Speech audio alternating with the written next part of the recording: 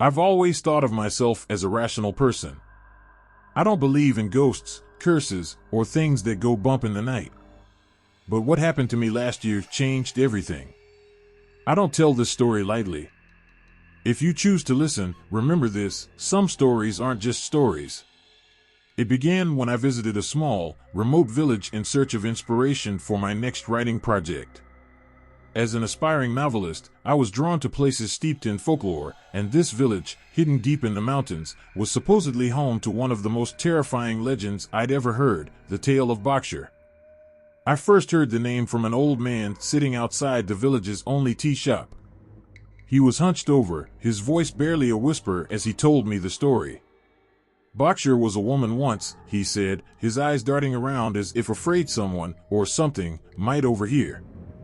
They say she was accused of witchcraft long ago. The villagers, in their fear, tied her to a tree and set her on fire. But as the flames consumed her, she cursed them. She swore she would return, not to forgive, but to punish. They say her spirit lingers, seeking revenge on anyone who dares disturb her resting place. I leaned in, captivated. And where is she buried?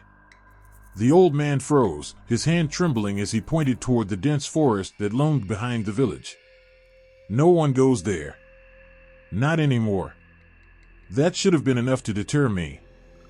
But curiosity, as they say, killed the cat.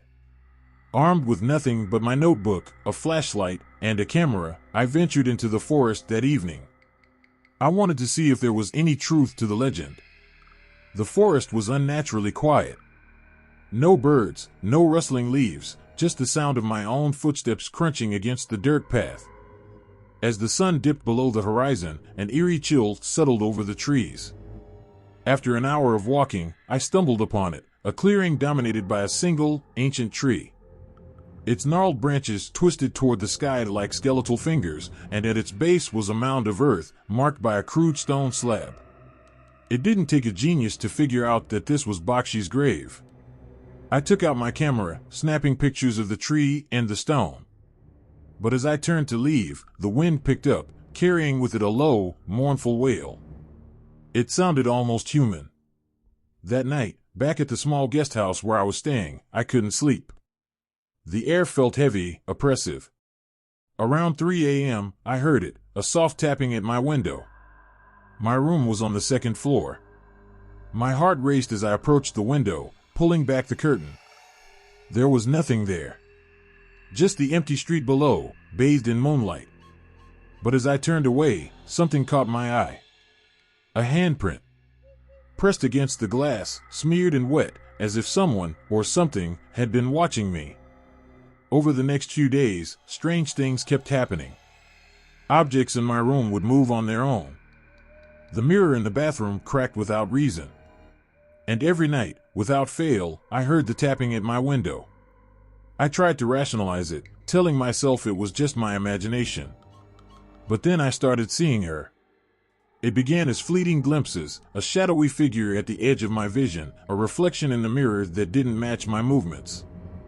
But soon, she became impossible to ignore. One night, as I lay in bed, paralyzed with fear, she appeared at the foot of my bed. Her face was charred, her hair matted with ash. Her eyes burned with hatred as she whispered, "You disturbed my rest." I packed my bags the next morning, desperate to leave the village.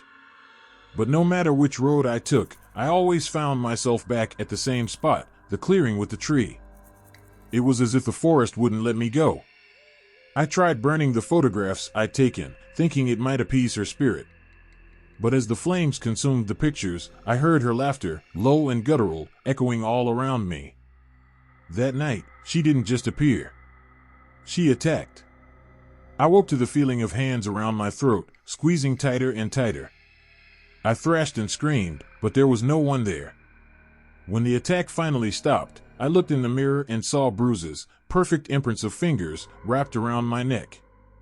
Desperate, I went back to the old man at the tea shop. He looked at me with pity and fear as I explained what had happened. "You must perform restitution," he said. "Return what you've taken and beg for her forgiveness. But know this, she may not grant it. With no other options, I returned to the clearing one last time. I buried the photographs at the base of the tree and knelt before the crude stone marker. My voice trembled as I whispered, "I'm sorry. I didn't mean to disturb you. Please, let me go." The wind howled around me, and for a moment I thought I was free. But then I heard her voice, low and venomous.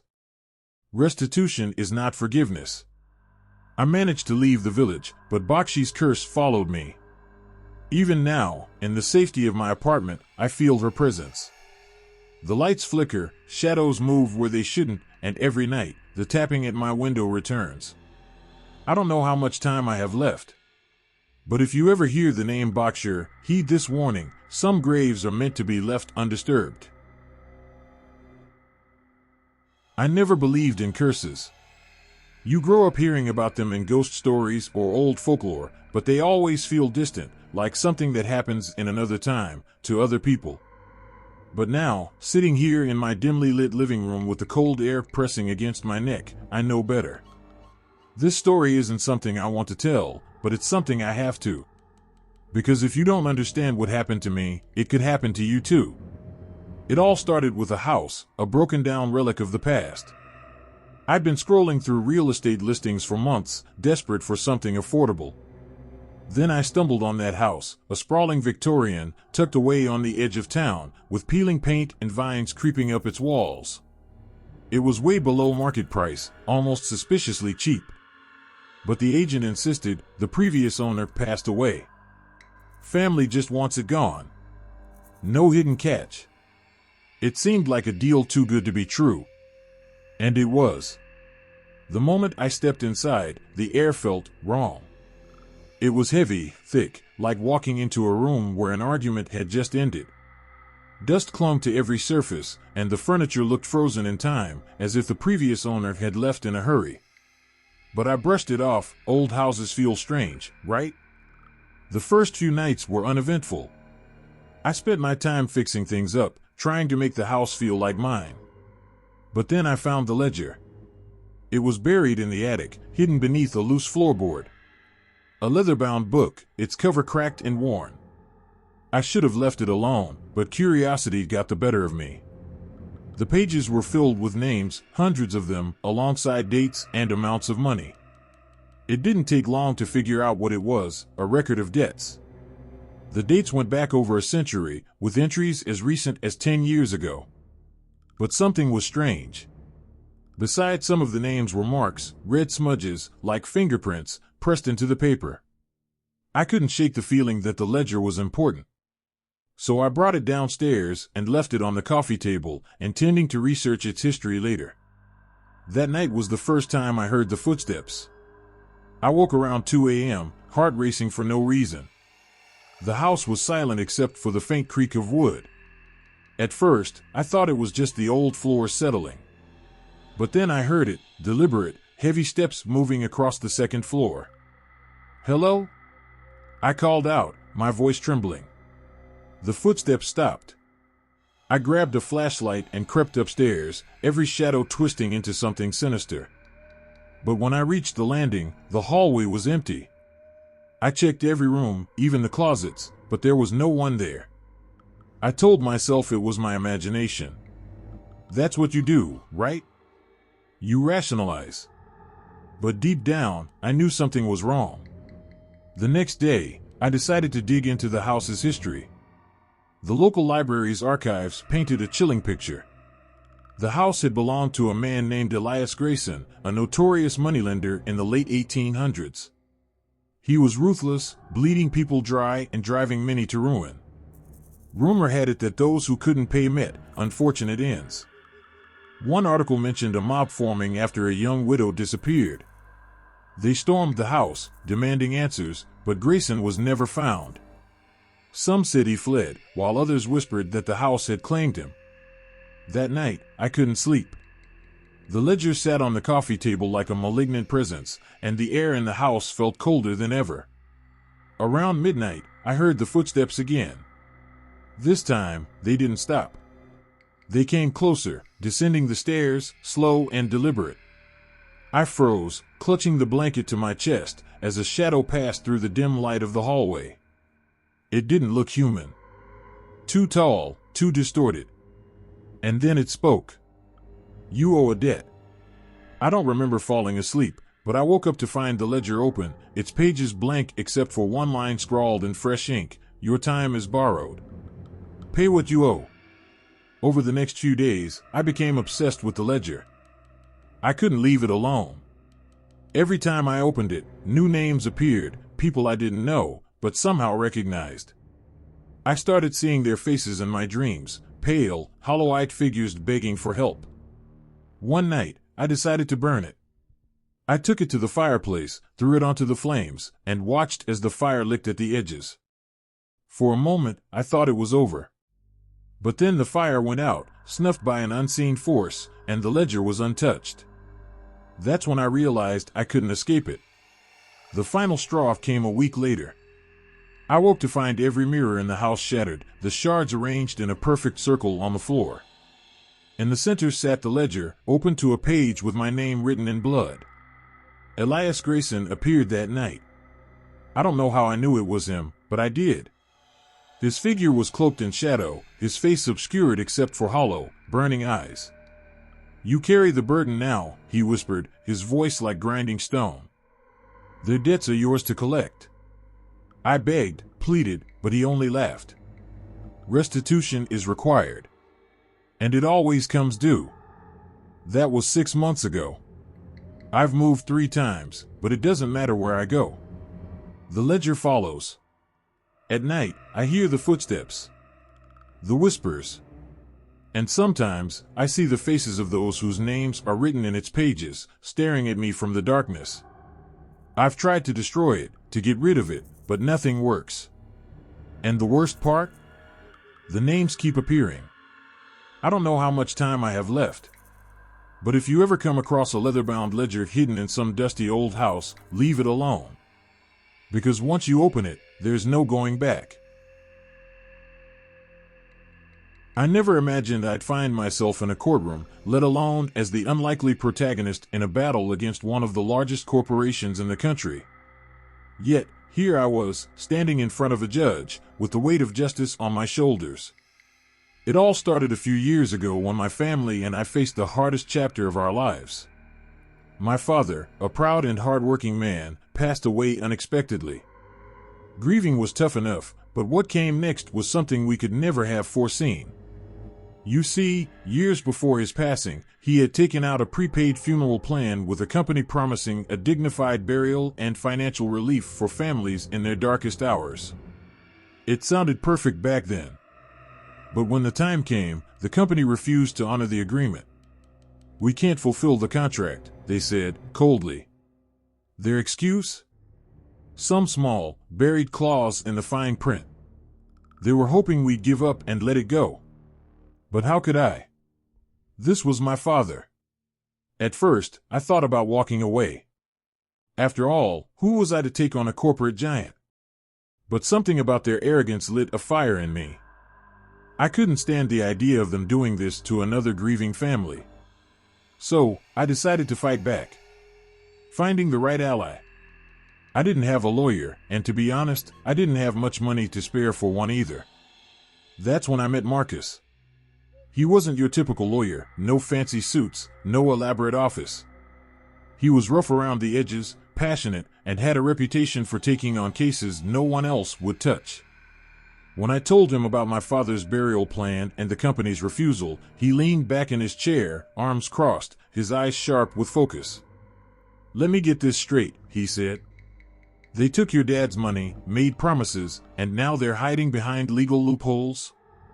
"Exactly," I said, anger bubbling under my voice. Marcus nodded. "Good. Let's make them pay for it." And just like that, we were a team. The next few months were grueling. Marcus and his small team pored over mountains of documents, uncovering the company's history of shady dealings. It wasn't just my father's case, there were dozens, maybe hundreds, of families like mine who'd been cheated.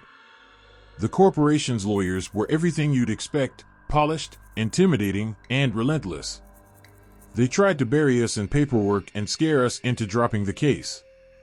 At one point, they even offered me a settlement. It was tempting. But Marcus told me, if you take this, they win. Do you want them to keep doing this to others? He was right. This wasn't just about my father anymore. The day of the trial felt surreal. Walking into that courtroom, I felt small, like David facing Goliath. But Marcus? He was fearless. The company's lawyers tried to paint my father as someone who didn't fully understand the terms of the contract. They waved around pages of fine print, hoping to confuse the jury. But Marcus was ready. He stood up, holding the contract in his hand, and addressed the jury. "This document is designed to confuse you," he said. "But the promise? That's simple. They promised a dignified burial. They promised peace of mind. And they broke that promise." He then brought in witnesses, other families who'd been wronged, employees who'd left the company because of its unethical practices, and even experts who exposed the predatory nature of prepaid funeral plans. It was a roller coaster. At one point, I felt like we were losing. The company's lawyers were relentless, trying to poke holes in every piece of evidence we presented. But Marcus didn't back down. After days of testimony and arguments, it all came down to the jury's decision. I remember sitting in that courtroom, my heart pounding as the foreperson stood up to read the verdict. "We find in favor of the plaintiff." The room erupted. I felt tears streaming down my face, tears of relief, of justice, of victory. Not just for me, but for every family who'd been cheated by that company. The company was ordered to pay damages, not just to my family, but to others they had wronged. More importantly, the case shone a light on their unethical practices, forcing them to change their ways. Even now, years later, I still think about that fight. It wasn't just about money or contracts. It was about standing up for what's right, even when the odds are against you. If there's one thing I learned, it's this: no matter how small you feel, no matter how powerful your opponent seems, the truth has a way of prevailing. Sometimes, you just need the right ally and the courage to fight back. And for me, that courtroom wasn't just where I found justice for my father. It's where I found my voice. If you enjoyed this story, don't forget to like this video to show your support and help us create more content like this. Share it with your friends and family who love thrilling and spooky tales. Comment below your thoughts, theories, or your own scary experiences. I'd love to hear from you. Subscribe to TerraFlix and hit the bell icon to never miss a chilling story. Stay tuned for more spine-tingling adventures.